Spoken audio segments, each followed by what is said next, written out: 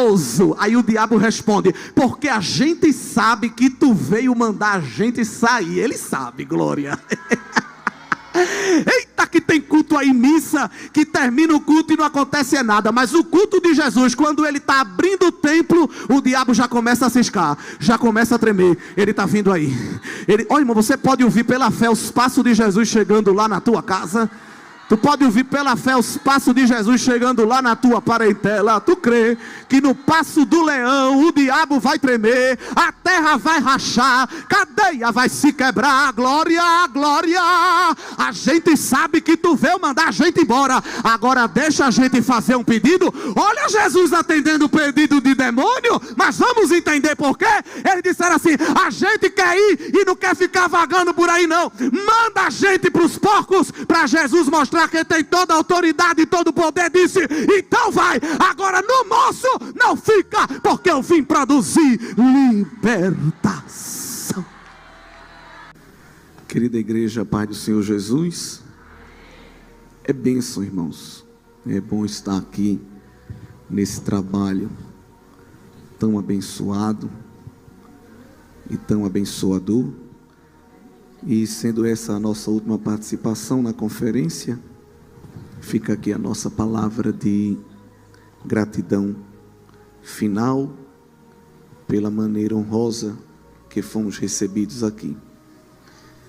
E orando a Deus, quando recebi o tema, pedindo ao Senhor orientação de como abordar, veio ao meu coração as duas porções que já foi ministrada dentro do tema. Mas o Senhor me levava também para um tema sobre autoridade espiritual sobre demônios. E quarta-feira teve um trabalho de irmãs lá na igreja, até iniciei a meditar isso lá com elas, e meu coração foi aquecendo, e Deus me entregando a complementação do que deveria trazer aqui. Eu pediria que as irmãs abrissem a Bíblia no Evangelho escrito por Marcos, que vai apresentar faces do ministério do Senhor Jesus e a aplicação da autoridade que ele tinha, diferente da nossa, porque a nossa é uma parcela, a dele é toda, por isso ele é onipotente, todo-poderoso. E Marcos já começa registrando milagres de Jesus, inspirado pelo Espírito Santo, diferente de Mateus. Mateus só apresenta o primeiro milagre de Jesus no capítulo 8. Ele apresenta primeiro muitos discursos, as pregações, não é? Já Marcos, para o público que ele estava escrevendo, o Espírito Santo me inspirou a registrar logo os milagres. E a partir do versículo 21, é nos dito que Jesus com os discípulos entraram em Cafarnaum, e logo no sábado, indo ele à sinagoga, ali ensinava. E maravilharam-se da sua doutrina, porque os ensinava como tendo autoridade, e não como os escribas. Esse destaque do ministério de Jesus, de autoridade, foi uma marca indelével, e isso apontava para a autoridade que ele iria outorgar à igreja. O apóstolo João, escrevendo a sua primeira carta, no capítulo 3, e no versículo 8, disse que o Filho de Deus se manifestou para desfazer as obras do diabo. É claro que a vinda de Cristo na terra, sua encarnação, seu ministério, veio regido por várias tarefas que o Pai já tinha estabelecido desde a eternidade. Mas uma das tarefas principais de Jesus foi desfazer o império do mal. Até porque a primeira profecia bíblica, que os teólogos gostam de chamar de proto-evangelho, o pequeno evangelho, está em Gênesis 3:15, que é a palavra de sentença que Deus dá à serpente, representada ali pelo diabo, mostrando que no plano salvífico, as obras do diabo seriam neutralizadas. Paulo, escrevendo aos Colossenses, no capítulo 2, e versículo 15, vai nos apresentar também este compromisso de Jesus com a destruição dos impérios da treva. Lá em 2:15 diz que Jesus, despojando os principados e potestades, os expôs publicamente e deles triunfou em si mesmo. E o diabo, ele veio para desfazer, ou melhor, tentar desfazer o plano salvífico de Deus, atrapalhando, obstruindo.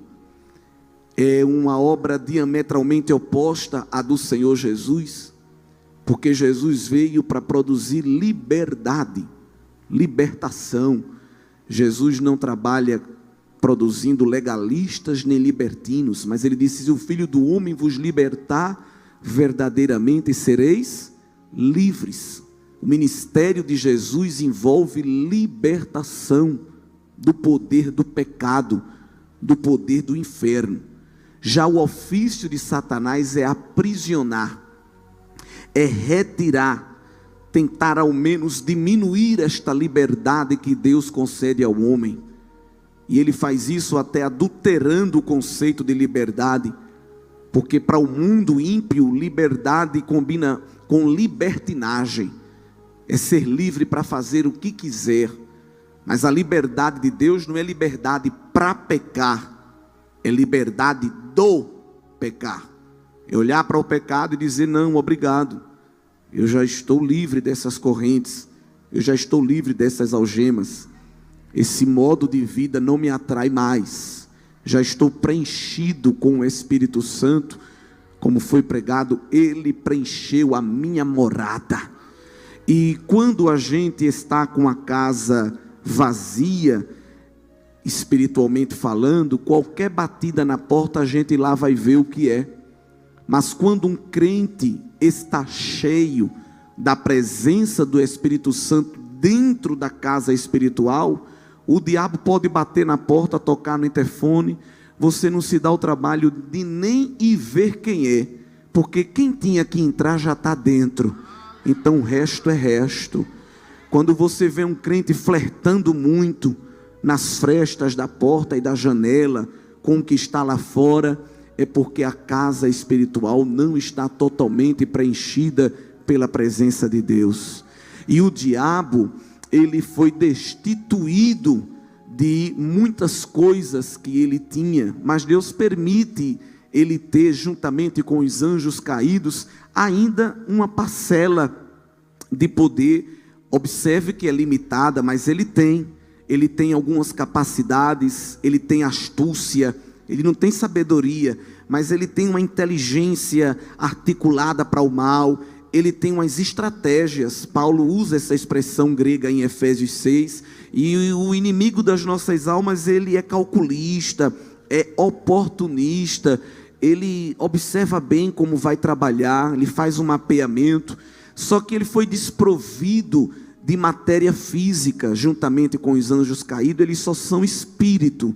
Então ficam correndo aí pela terra procurando corpos, porque o espírito sozinho não consegue se expressar. Uma pessoa como eu e você, a gente se expressa o nosso espírito porque temos um corpo. Se cortar nossa língua, a gente continua com o nosso espírito, mas não consegue expressá-lo, porque a gente não tem mais essa função anatômica para verbalizar o que pensamos. Pois bem, como o inimigo das nossas almas e os seus adeptos não tem corpo, e ele quer se exprimir, ele quer se expressar, ele fica catando recipientes para entrar, para se apoderar, a fim de demonstrar ao mundo as suas mazelas, as suas ruindades. Jesus explica isso lá no Evangelho escrito por Lucas, capítulo 12, versículo 24 ao 26, quando ele mostra que o inimigo das nossas almas, ele fica procurando um lugar para entrar e para mexer com a vida de alguém que ainda não tem Deus na vida. Melhor falando, Lucas 11, versículo 24: quando o espírito imundo tem saído do homem, anda por lugares secos, buscando repouso, e não achando, diz: tornarei para minha casa de onde saí. E chegando, acha varrida e adornada, encontra uma pessoa em paz, mas essa pessoa abre a porta, ele entra e ainda vem acompanhado com outros 7 espíritos piores do que ele, e entrando habitam ali. Ele compete com o Espírito Santo, ele quer ter a minha e a tua vida como morada, como habitação. E ele chega às vezes acompanhado, ele vem com reforço, e torna o último estado de um homem ou de uma mulher pior do que o primeiro. Ele toma a chave da casa e diz: agora quem manda aqui sou eu. Porém, ele faz isso até chegar Jesus, que é mais forte do que ele, porque nos versículos anteriores, no versículo 21, Jesus diz que quando o valente guarda armado a sua casa, em segurança está tudo que tem, até que chegue outro mais valente do que ele, e vencendo, glória a Deus, tira-lhe a armadura e reparte os seus despojos. Alguém está calmo, sereno e tranquilo, não vigia, abre a porta, o inimigo vem acompanhado, se apodera da habitação, faz bagunça, escraviza, se assenhoreia da situação e até gargalha dizendo: daqui não saio, daqui ninguém me tira.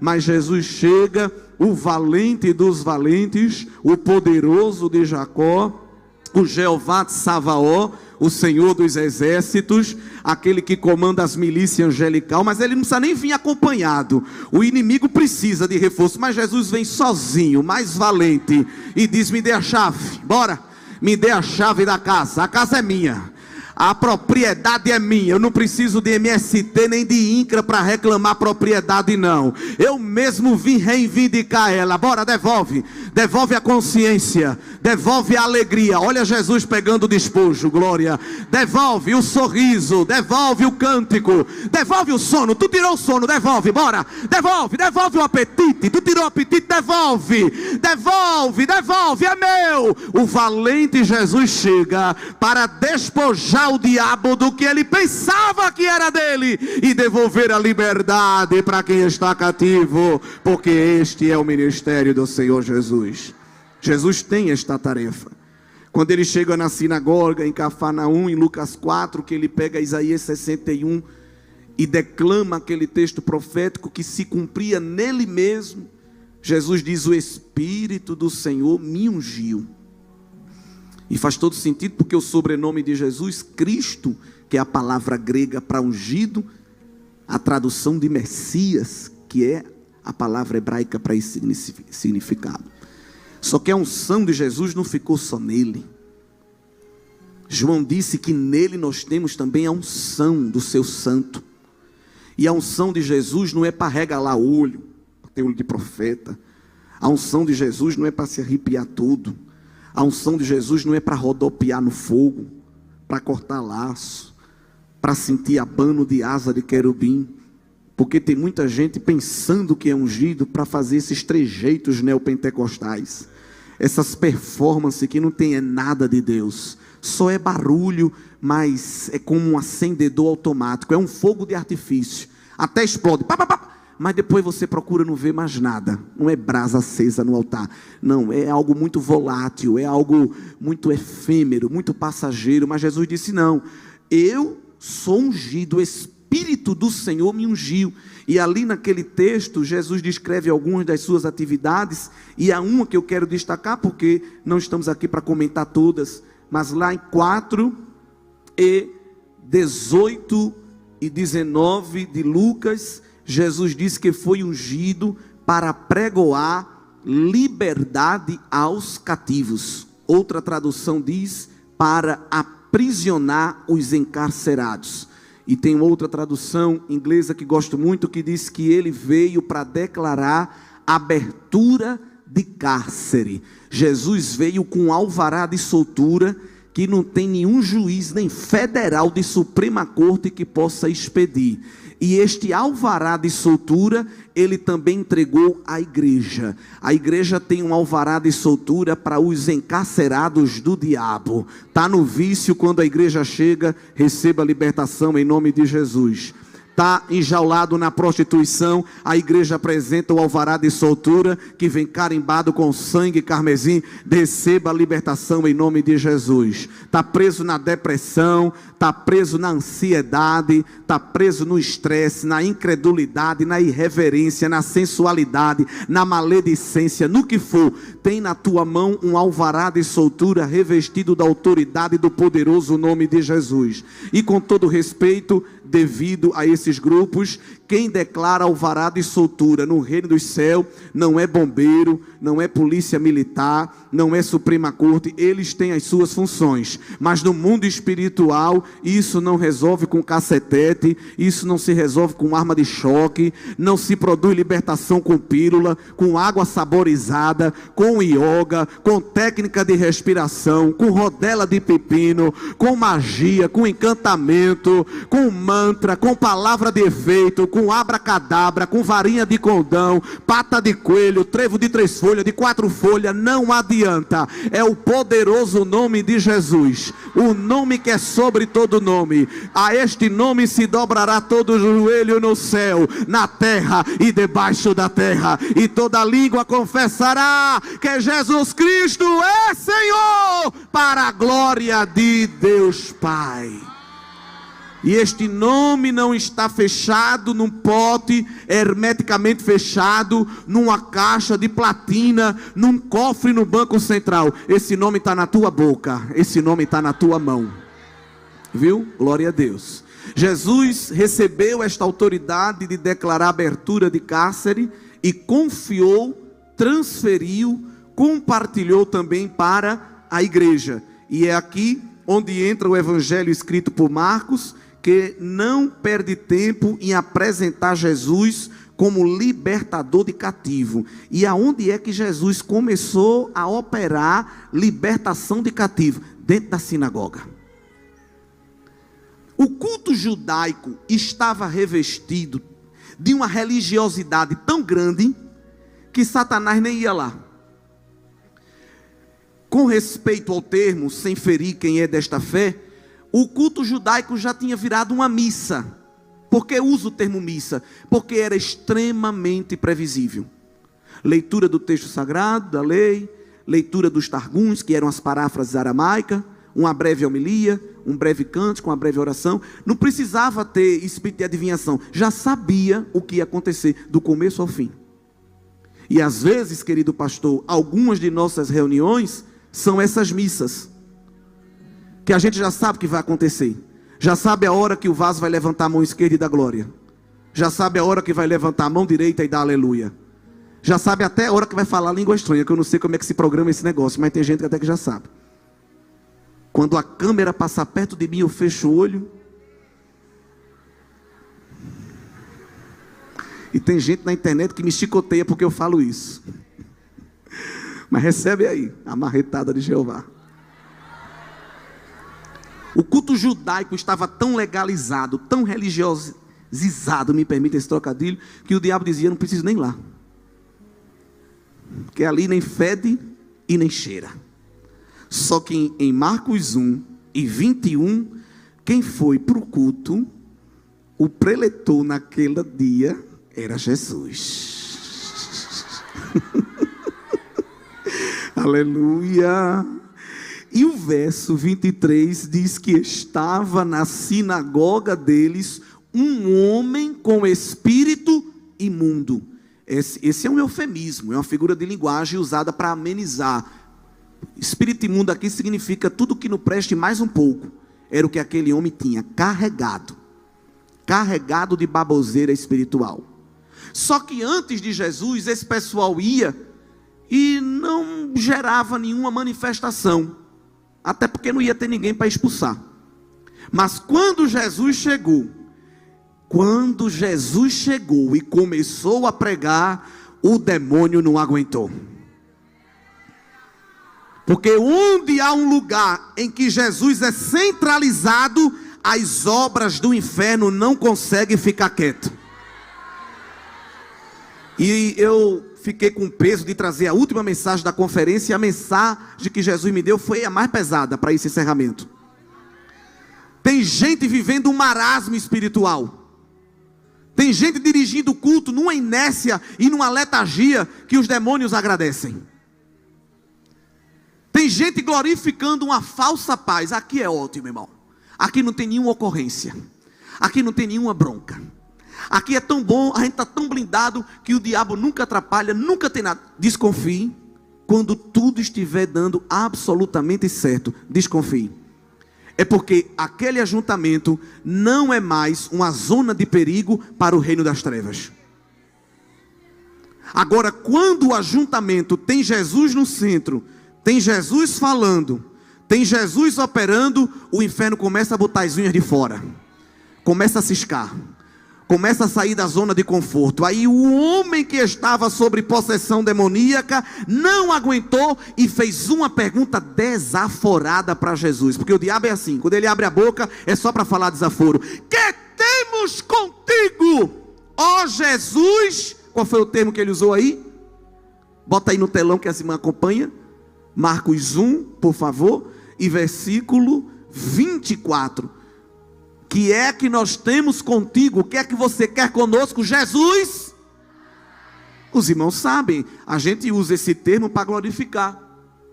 Mas os contemporâneos de Jesus usavam esse termo de maneira pejorativa. Jesus Nazareno, trocando em miúdos, significa Jesus favelado, Jesus do morro, Jesus da favela, Jesus da classe C ou D. Que é que temos contigo, favelado, pobretão? Só que o diabo, ele é obrigado a adorar. Ele começa desaforando Jesus, só que ele sabia que Jesus, quando chega para fazer alguma coisa. Jesus não chega para tirar selfie, não. Jesus chega para descer a marreta na cabeça do cão. E aquele que desaforou já foi anunciando a sua própria sentença: vieste destruir-nos, porque sabemos muito bem quem você é. Você é o Santo de Deus. O demônio começou desaforado e terminou adorando sem querer, mas teve que adorar. Eu sei que tu veio com poder, eu sei que tu veio para destruir, eu sei que tu veio para quebrar a gente, porque tu és o Santo de Deus. E tem uma coisa interessante, porque demônio adora, não é como a gente adora com a adoração que envolve emoção e razão. A gente adora porque quer. O demônio adora porque é obrigado, porque ele tem que bater continência. Isso aqui é tremendo, porque ele dá essa palavra para Jesus, e Jesus podia até dizer: obrigado pelo reconhecimento. Quem fica buscando reconhecimento da terra é a gente, irmão. A gente aqui precisa de reconhecimento, de aplauso, que alguém fala os nossos títulos, mas Jesus não dá ibope para o inferno. Até quando o inferno lhe elogia, versículo 25, e repreendeu Jesus dizendo, duas ordens: cala-te e sai. Jesus podia dizer, sai, mas antes de mandar sair, Jesus disse, não quero ouvir sua voz aqui não, não preciso dos seus elogios não. E eu quero dizer, como arauto de Deus aqui nesta noite, tem autoridade na sua mão e na sua boca para mandar o mal sair, mas também tem autoridade para mandar o mal calar. Antes do mal sair, Deus está lhe dando autoridade para calar o mal, viu?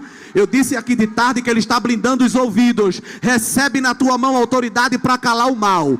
O mal está querendo ciscar, está querendo cirandar, está querendo ridicularizar a tua fé. Mas há uma autoridade, mulher, na tua mão. Cala-te e sai, cala-te e sai. Você pode repetir? Cala-te e sai, cala-te e sai, cala-te e sai, porque estamos na autoridade do nome de Jesus.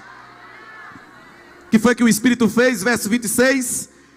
Então o espírito imundo, agitando e clamando com grande voz, saiu dele.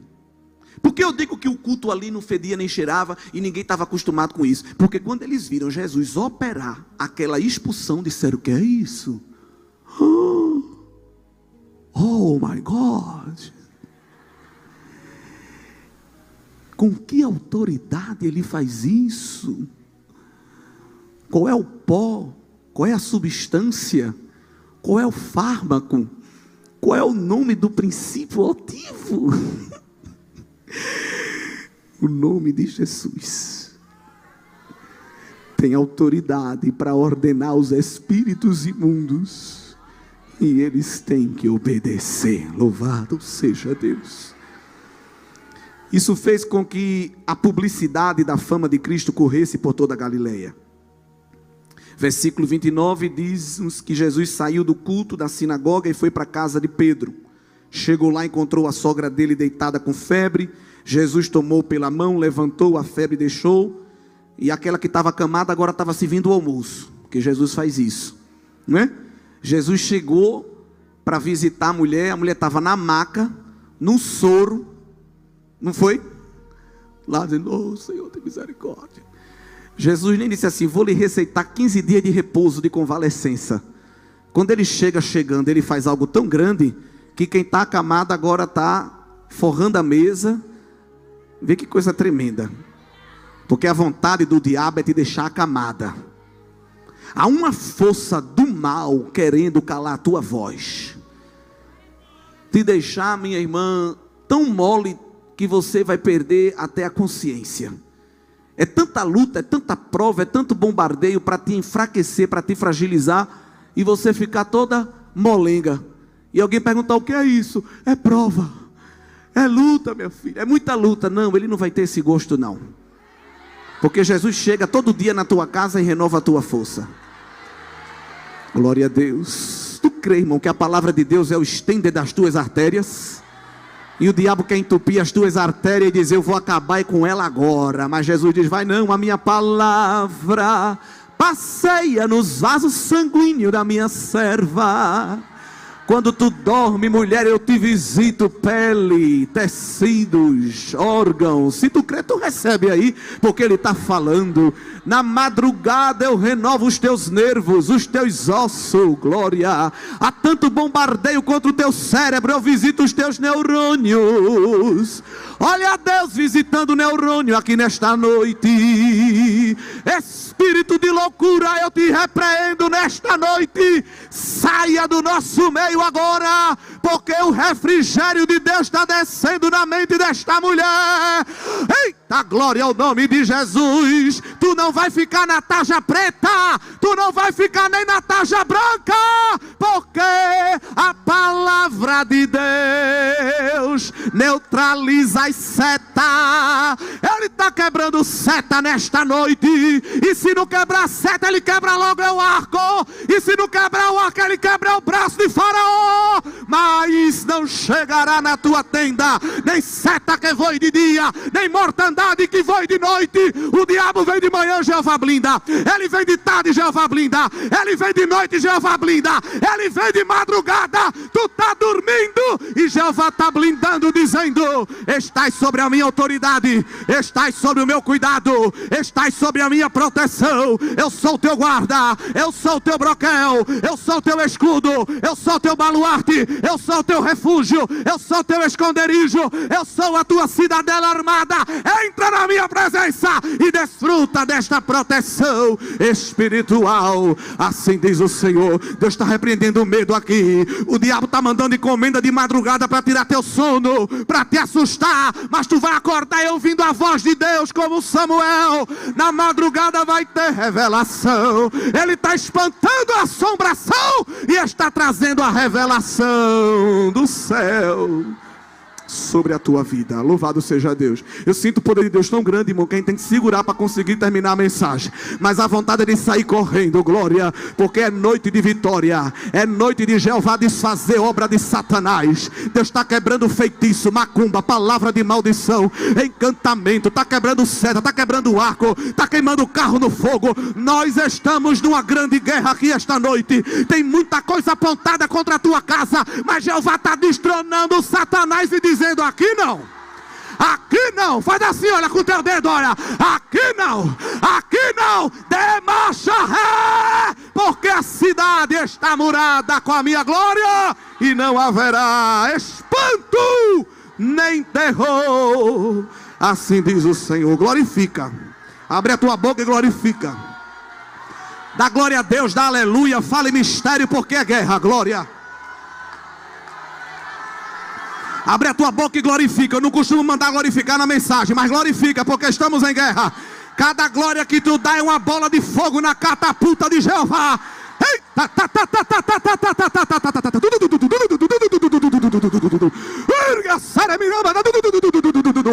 Eita, que é fogo para todo lado.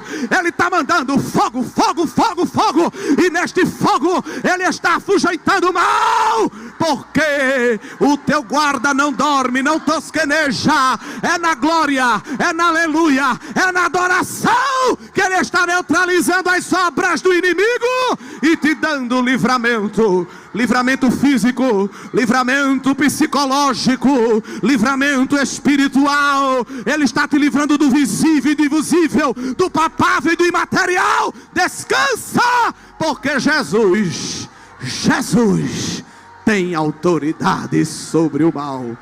Louvado seja o nome do Senhor. Ele está quebrando corrente aqui, viu? Tem gente que chegou aqui para visitar o trabalho e tem vício. O vício foi até hoje, ele está quebrando hoje o teu vício. Oh meu Deus, vício encoberto, ele está te quebrando. E está dizendo: foi até agora, porque eu estou preenchendo a tua alma com a minha presença. Aleluia, aleluia. Meu Deus, me dá graça para continuar esta mensagem. Glória a Deus, glória a Deus. A fama de Jesus corria. Chegando à tarde, trouxeram-lhe os enfermos e os endemoniados. Imagine um culto com um endemoniado, dá trabalho. Se num culto tiver um endemoniado para se manifestar, dá trabalho. Imagine um culto só com doente e endemoniado. Se Jesus fosse frouxo, dizia: irmão, tenha misericórdia, eu não vou dar conta. Não está pensando que Jesus é a gente? Que quando chega endemoniado na igreja liga para bombeiro? Que quando chega endemoniado precisa de 10 irmãs para fazer uma ciranda? Aonde é que está escrito que para tirar demônio tem que fazer ciranda? Tem que dar a mão, 10 irmãs. Precisa não, meu filho. Pegar a Bíblia e fazer de tijolo para meter na cabeça do endemoniado. Dizer cruz credo, bater na madeira, fazer o sinal da cruz. Não. Jesus é Jesus. Trouxeram demônio, trouxeram possesso, trouxeram enfermo, colocaram tudo dentro do arraial. E Jesus fez o que? Verso 34: e curou os que se achavam enfermos, e expulsou os demônios. Pastor André, autorizado por Deus, eu digo, nos cultos desta igreja, Deus vai permitir muita gente possessa entrar. Nas congregações deste campo, Deus vai permitir nesta última hora muitos possessos entrar. Irmãos que são de outra cidade, de outro campo, de outra igreja, de outra denominação. Mas se tu pertence ao reino, te prepara que vai entrar muito possesso lá dentro da congregação. E quem manda endemoniado não é o demônio não. Porque Satanás sabe que mandar um endemoniado para um culto é prejuízo para ele. Tem tanto crente sem intimidade com Deus que pensa que é o diabo que manda o endemoniado. Ele não manda. Porque ele sabe que se entrar lá, ele vai pegar em bomba. Quem manda é Jesus. Deixa eu ver se lá na casa tem libertação. Deixa eu ver se o povo lá está atento. E ele vai permitir entrar muita gente possessa. Mas eu tenho uma palavra de Deus aqui. O diabo não vai ciscar aqui dentro não. O diabo não vai fazer bagunça aqui não. Na tua mão tem fogo. Meu Deus do céu, tem fogo, fogo. Fogo, recebe autoridade, está descendo. Esta conferência não poderia terminar de outra forma. É noite de receber a autoridade, da planta do pé até a mão. Tu vai chegar andando e o demônio vai sentir a autoridade de Deus. O que é isso? Porque estamos sob a autoridade do nome de Jesus. Jesus deixou os endemoniados entrarem e expulsou. E eu amo o versículo 34. Porém, não deixava falar os demônios, porque o conheciam. Há uma tradução que eu gosto muito que diz: todavia Jesus repreendia tais espíritos severamente, ordenando que não revelassem quem era ele. Veja uma grande lição que Jesus nos dá aqui no versículo 34 de Marcos 1. Ele sabia que os demônios, quando encontram com ele, é obrigado a adorá-lo. Então isso ia confundir a mente do povo, porque a quantidade de endemoniado que tinha, cada um ia dizer: tu és o santo, tu és o altíssimo, tu és o El Shaddai, o todo-poderoso. Jesus não precisa de testemunho do diabo. Jesus deveria ser conhecido dos homens pelas suas palavras e pelas suas obras, pelo testemunho do Espírito e pelo testemunho do Pai. Do diabo não, porque o diabo gosta de confundir a mente. E tem crente recebendo elogio de Satanás, porque é elogio. Tem que aprender com Paulo, que quando chegou em uma das suas viagens missionárias, tinha uma menina lá, usada por um espírito imundo, dizendo: o homem de Deus, grande pregador, ai como é bom te ouvir, aí é um homem santo. Paulo ficou intrigado com aquilo, mas teve discernimento de Deus. Os crentes de hoje, o demônio faz a declaração: você pode repetir por gentileza, para eu gravar aqui um áudio e mandar lá no grupo da congregação, para as minhas companheiras ver que tem gente reconhecendo o meu ministério. Deus está confrontando egos aqui. O diabo está te dando elogio e tu está ainda agradecendo a ele. Jesus não deixava os demônios falarem, nem para elogiar ele. Aqui vocês não têm espaço. Jesus não faz entrevista com o diabo, não. Só tem uma pergunta que Jesus costumava fazer aos demônios. Vocês sabem qual é. O que é que ele costumava perguntar ao demônio? Quantidade. Quando Jesus perguntava a demônio, não esses questionários desses shows da fé por aí, mas quando nos fazia pergunta a algum demônio, era para perguntar quantidade. E é porque ele não sabia quantos tinha? Hein? Se ele é Deus, ele sabia quantos tinha ou não? Sabia. Mas ele costumava perguntar para servir de testemunho para quem o via. Porque tinha caso que era um só. E tinha caso que ele perguntava: vocês são quantos? A gente somos milhares. Quem não é da revelação do mistério devia dizer: xiii, vai dar trabalho. Esse culto hoje vai passar de meia-noite. Daqui que ele manda fazer uma fila e tire um por um, vai demorar. Mas Jesus permitia o diabo dizer que eram muitos, para mostrar aos homens que se for um ou se for milhares, sai tudinho de uma vez só. Jesus não vai trabalhar por parcela. Ele vai dar o golpe, o martelo da graça vai bater e o diabo vai ter que sair de uma vez por todas. Aleluia, glória a Deus. Não foi assim em Gadara? Marcos 5, quando chegou em Gadara para operar o culto de libertação, a cidade estava em pavor, porque tinha um moço que, se prendessem ele, era tanto demônio que ele estourava as correntes, abria os sepulcros, era terrível. A casa daquele rapaz devia ter um bocado de ripa de madeira, um bocado de cadeado, cerca elétrica, trazendo para o dia de hoje. Nem em casa ele entrava. Terror, botava um terror na cidade, ninguém queria ir por perto. Aí Jesus vai em Gadara. E é tremendo, porque o evangelista diz que quando Jesus foi chegando, os demônios que estavam dentro do rapaz já foram gritando: o que é que nós temos contigo, filho do Altíssimo? Olha o diabo tendo que adorar e bater continência sem querer. Eu até parafraseio, que às vezes eu tenho essas minhas loucuras quando eu prego. E desculpa aí aos teólogos, mas é como que Jesus dissesse: calma, rapaz, eu nem comecei o culto, eu nem fiz oração inicial, a banda nem cantou o hino congregacional, por que você está nervoso? Aí o diabo responde: porque a gente sabe que tu veio mandar a gente sair. Ele sabe, glória.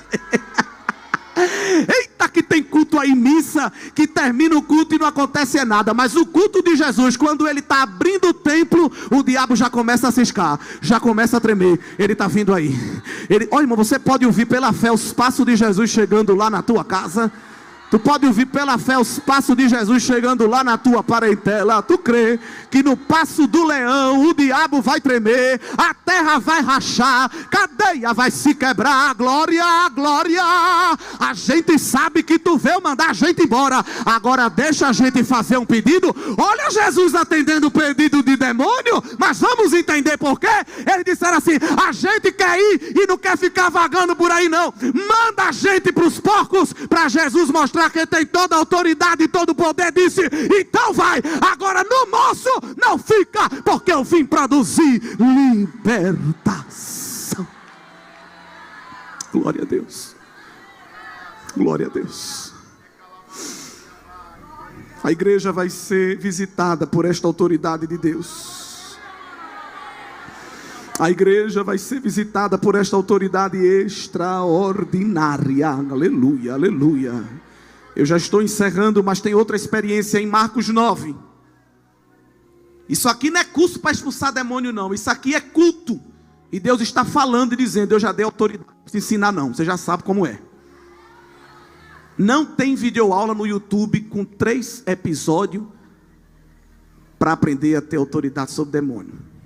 Eu peço até desculpa se tiver algum professor aqui que fez algum curso desse, não me tenha por inimigo. Mas não precisa pagar R$19,90 para aprender em 3 episódios como expulsar demônio. Está aqui. Não é segredo, não é mistério, é bem simples. Em nome de Jesus, cala-te e sai. Agora veja, os discípulos via Jesus fazer isso todo dia. Quem anda com Jesus, a gente entende que aprende com ele, tem a autoridade dele, recebe o poder que está sobre ele. Aí um pai que tinha um filho, Marcos 9, a partir do verso 14, que tinha um espírito mudo, pegou e foi até Jesus com o filho e disse: eu já não aguento mais, me ajude. Esse meu filho, ele tem um espírito, e onde o espírito pega ele, despedaça, espuma, faz ranger os dentes, ele vai desfiando, ele está se acabando. Aí vê a denúncia que ele faz. Coitado, ele não estava nem com essa intenção, mas terminou denunciando a equipe de Jesus. Eu levei para os teus discípulos para expulsar, mas eles não puderam.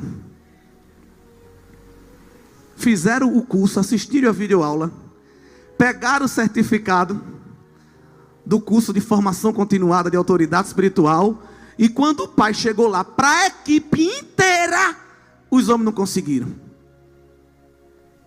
E de que adianta ter afardamento? De que adianta ter o repertório?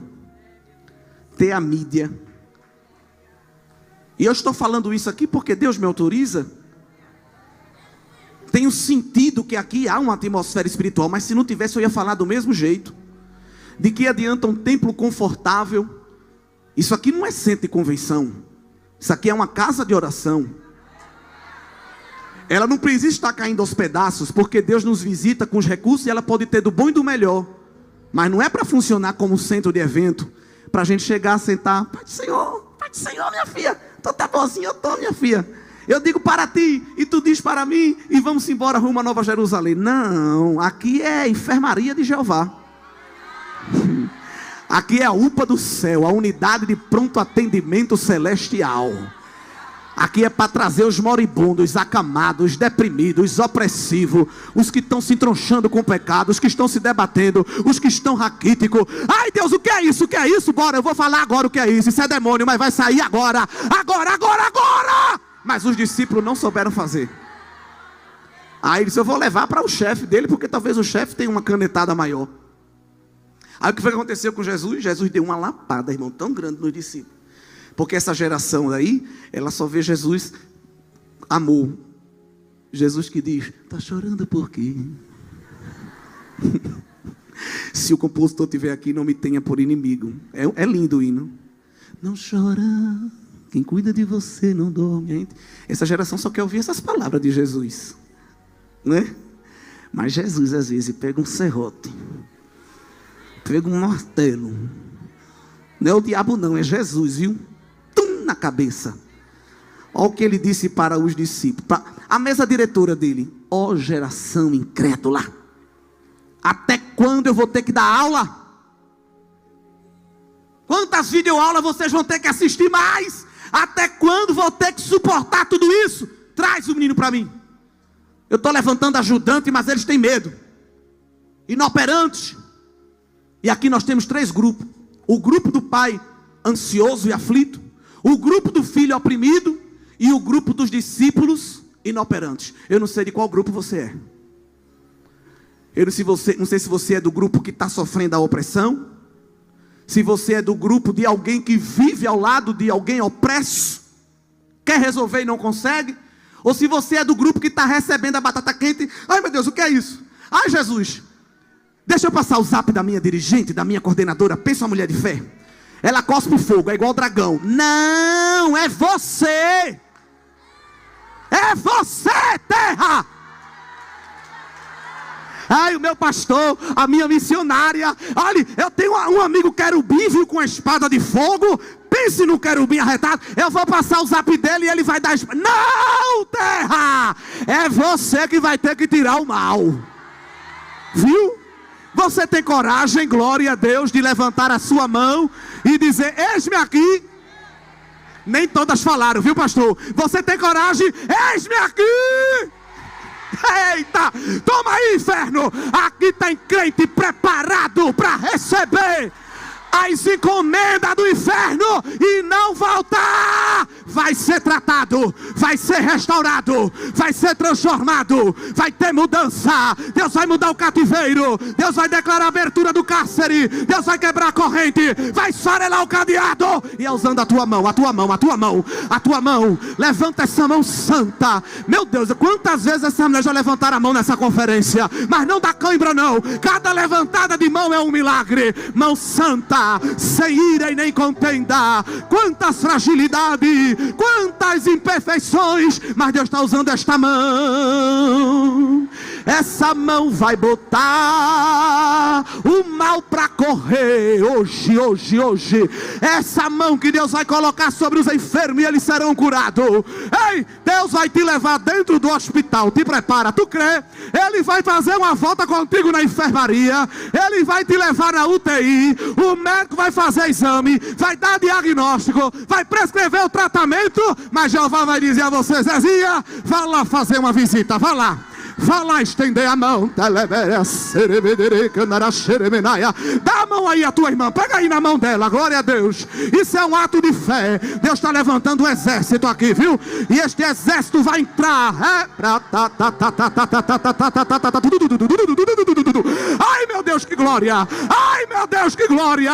Este exército vai entrar no ninho da serpente. Glória, na casa do maribondo, na toca da raposa, e vai dizer, saia, sai, porque sobre a nossa mão está a autoridade do poderoso nome de Jesus. Receba autoridade para a cura de câncer, receba autoridade para a cura de epilepsia, receba autoridade para a cura de doença psiquiátrica. Deus vai usar a tua mão, mulher. Chega em casa hoje e coloca a mão sobre o enfermo, e no nome de Jesus mande a enfermidade sair, porque aquela enfermidade não é biológica, aquela enfermidade é obra demoníaca, aquela enfermidade é obra satânica. Mas o nome de Jesus, o nome de Jesus, o nome de Jesus está na tua boca e na tua mão. Levanta, fica de pé dando glória. Meu Deus, meu Deus. Aqui não tem dica de beleza, aleluia. Aqui não tem dica de cozinha, aqui tem dica de guerra espiritual. Glória a Deus. Eu quero perguntar se tem alguém que está oprimido do diabo e está precisando de libertação. Alguém que ainda não serve a Cristo e está ouvindo esta palavra. Eu quero convidar você para vir aqui à frente e entregar a sua vida para Jesus. Se do seu lado tem alguém que ainda não serve ao Senhor, seja uma missionária de Deus agora. Seja um instrumento de libertação agora. Glória ao nome do Senhor. Se há alguém que não professa Cristo como Salvador, o Senhor te convida com a porta da graça para você receber salvação e libertação. Mas quando trouxeram aquele espírito imundo, vê que coisa tremenda, Marcos 9:20, e quando lhe trouxeram, irmã, Jesus não disse nada, mas quando o Espírito viu Jesus, eita Deus, tem gente que vai, fala, grita, esbela, e não acontece nada, mas Jesus chega, chama para perto, e quando o espírito imundo viu Jesus, se agitou com violência, e caindo por terra, se revolvia, espumando. Mas no versículo 25, Jesus olhou para o espírito imundo e disse: eu te ordeno, sai dele e não entre nunca mais. A libertação que Jesus vai operar vai ser definitiva. Preste atenção no que ele está falando. Lá na tua casa o teu marido está com opressão maligna, e Deus não vai ficar operando por parcela, não. Ele está dizendo ao mal: saia e procure outra freguesia, mas aqui você não entra, porque eu estou blindando a porta da casa, e estou preenchendo com a minha presença. O primeiro convite foi para quem quer aceitar a Cristo. Agora o segundo convite é para quem quer receber a autoridade espiritual. Se tem alguém aí, não vai ter como chamar à frente talvez, mas quem quer receber autoridade espiritual, olha só, meu Deus do céu, aleluia. O diabo ciscou até hoje dentro da tua casa, glória a Deus, ele cirandou até hoje. O Senhor está pegando na tua mão e te dando estratégia de guerra. Aleluia, não posso nem chamar aqui na frente, porque a igreja toda, glória a Deus.